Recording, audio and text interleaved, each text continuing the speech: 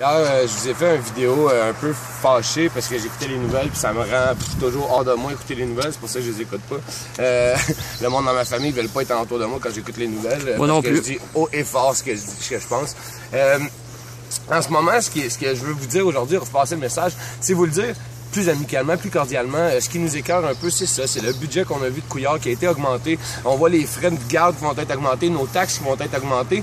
Mais on voit aussi la commission Charbonneau qui a coûté des millions. Puis c'est encore le petit peuple qui paye en bout de ligne pour tous ces maudits frais-là. On voit toute la corruption, tout le vol d'argent qu'il y a eu. Mais c'est encore monsieur, madame, tout le monde, les papas de famille qui travaillent, eux autres. Vous avez fait votre job, gang. Vous avez travaillé à tous les jours. Vous êtes rentrés, vous étiez disponibles, vous étiez là.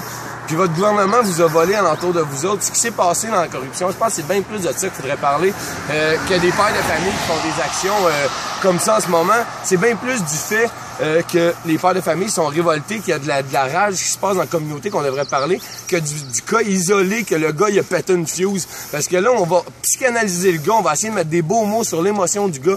Mais ce qu'on sait en dedans, là, c'est qu'il y avait de la frustration puis un sentiment d'impuissance. Puis moi, en ce moment, ce que je fais dans le Québec, en marchant comme ça, je me bats contre le sentiment d'impuissance. Vous avez vu dernièrement, j'ai parlé j'ai eu des entrevues avec le journal, puis tout, ça a super bien été. J'ai eu une entrevue avec des journaux plus connus, comme Radio-Canada et tout. Le post était supposé de paraître hier. En ce moment, dans ma tête, il résonne comme un petit doute à savoir si nos réseaux publics de communication ne seraient pas politiquement corrompus, parce que l'article n'a toujours pas paru. Je me suis mis à parler de politique, j'ai vu le journaliste prendre 2 pas de recul.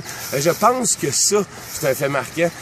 On le voit souvent là, dans l'intérêt du peuple, tout le monde dit « Ah ouais, il y a des choses qui sont pas publicisées, il y a des choses de quoi qu'on parle pas. » Les avions dans le ciel là, qui garochent des boucanes blanches en arrière sur des kilomètres, est-ce que vous pensez vraiment que c'est de la condensation des moteurs? Comment ça qu'un avion de ligne qui amène plus que 800 personnes ne fait pas se traîner de blanc-là en arrière? S'il y a un problème avec vos avions, on va les réparer. Mais pourquoi ces avions-là passeraient en continuité puis se croiseraient en dégageant un jet de poudre blanche en arrière? Puis après ça, quand vous regardez le soleil cet été, vous allez voir, il y a un gros arc-en-ciel rond, une grosse auréole alentour du soleil en arc-en-ciel. Je ne sais pas, je pense que ça, c'est des choses qu'on devrait se poser des questions. Est-ce qu'il y en a des malades qui sont en train de scraper ça? Le fait qu'on n'ait plus d'abeilles au Québec, avez-vous remarqué cette année, en début de saison, quasiment pas d'abeilles, quelques petits tons, puis c'est tout. C'est toutes des choses qu'il faut qu'on se parle. Sont où les écologistes? Qu'est-ce qui se passe en ce moment? Est-ce que tout le monde a été acheté? Est-ce que la corruption est en train de dominer le monde? Est-ce que le fait que la population est appauvrie fait en sorte que vous êtes plus facile à acheter? Moi, en ce moment, je m'en vais marcher pour trouver des solutions.